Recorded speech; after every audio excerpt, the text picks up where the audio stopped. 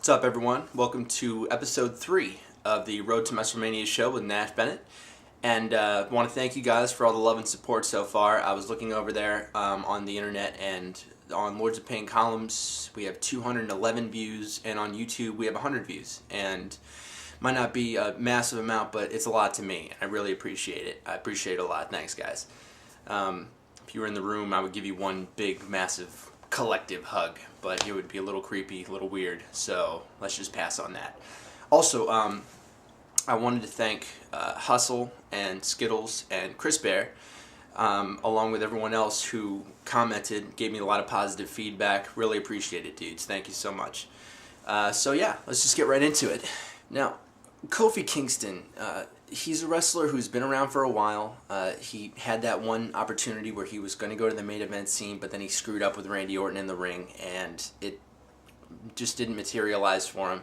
He's been bumped around the mid-card. He's gone up, he's gone down. He was Intercontinental Champion, now no longer. I don't know why WWE isn't giving him the push that he deserves. He is pretty damn good on the mic. He's fantastic in ring skills, and you can put him in there with almost anybody, and he's going to give you a good match.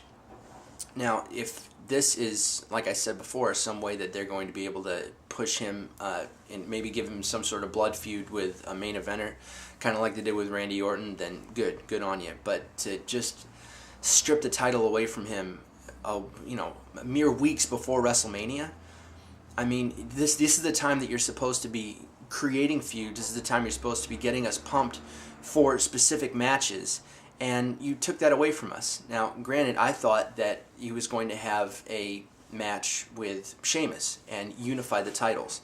Now, maybe they wouldn't be unified forever.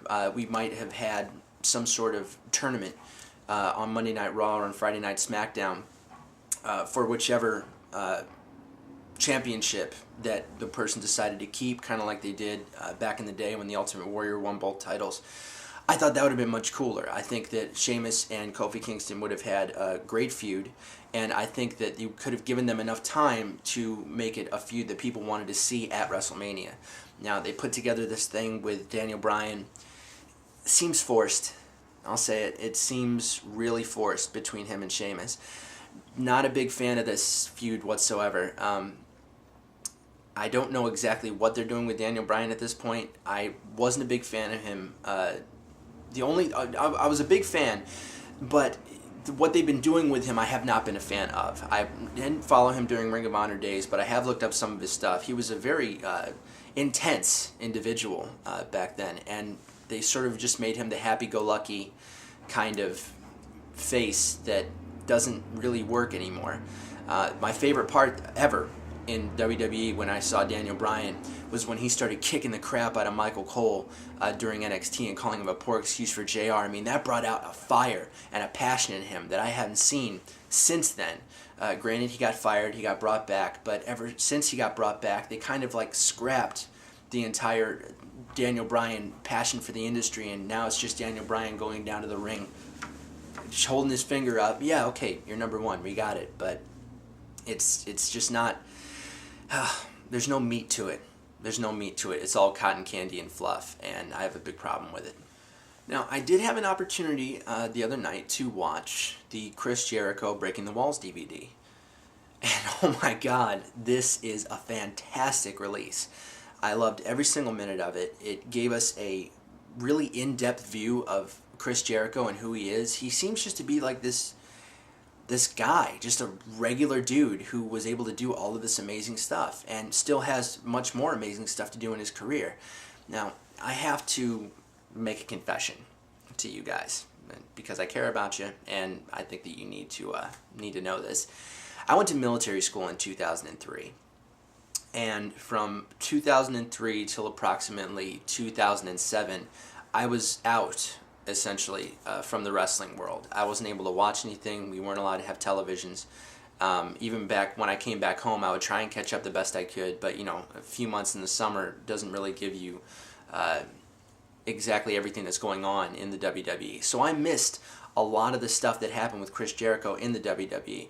Wasn't a big fan of WCW, didn't watch a lot of that live. I actually go to Justin TV and I try to catch up on things whenever I can.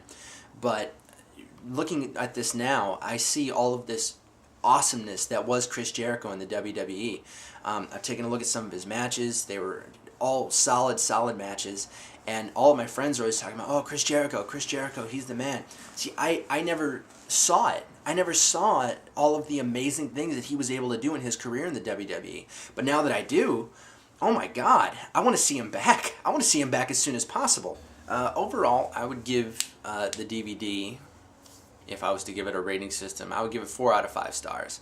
I think that they glossed over one or two things, and I think they spent a little bit too much time outside of his career of the WWE. Sure, I'm happy that he has Fozzy, and I'm happy that he's a best-selling author, but I didn't need to see all the behind the scenes of the band and all that stuff. You could have given us 5 minutes of, oh, he's in a band, and that's pretty damn good, but they pushed that a little bit too much. So, yeah, I would definitely recommend getting the DVD. I only saw it on streaming Netflix, so I don't know what matches they have on it, but considering the fact that everything that I've seen of Chris Jericho is fantastic, I'm assuming that all the matches that they have on there are going to be awesome too. So go out there and buy it.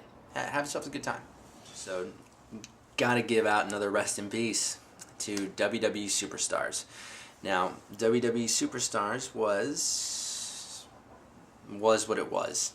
Alright, it was a place where lower mid-card people could have their own show, act like they're big shots, and it didn't really work out. So, looking forward to seeing a lot of future endeavors list things coming up. WWE doesn't really have a lot of room for people that suck. And as much as people might say, oh, I love this guy, or I love this guy, he's not getting the push he deserves. The truth is, most of those dudes on WWE Superstars, they were there for a reason, and either lack of mic skills or lack of in-ring skills or both, and it's time for them to move on. And I think it's actually a good thing that WWE is cutting that fat, because it's going to give us more time and more opportunity to give the people who actually deserve it in the mid-card a chance to raise the bar, raise the level, get themselves to the next area. And it also gives us a chance to bring in new people, put them in the lower mid-card, brand new people, people from outside the WWE, and give them an opportunity to prove their worth. And, cream rises to the top, rest, beast are fired. Well, that's it, guys. Hope you enjoyed episode 3. I'm going to hopefully have a short episode 4 that is going to entail, probably on Saturday, what I think is going to happen at WrestleMania, my predictions for the matches, what I think of the matches that are coming up in terms of draw. Not sure, really.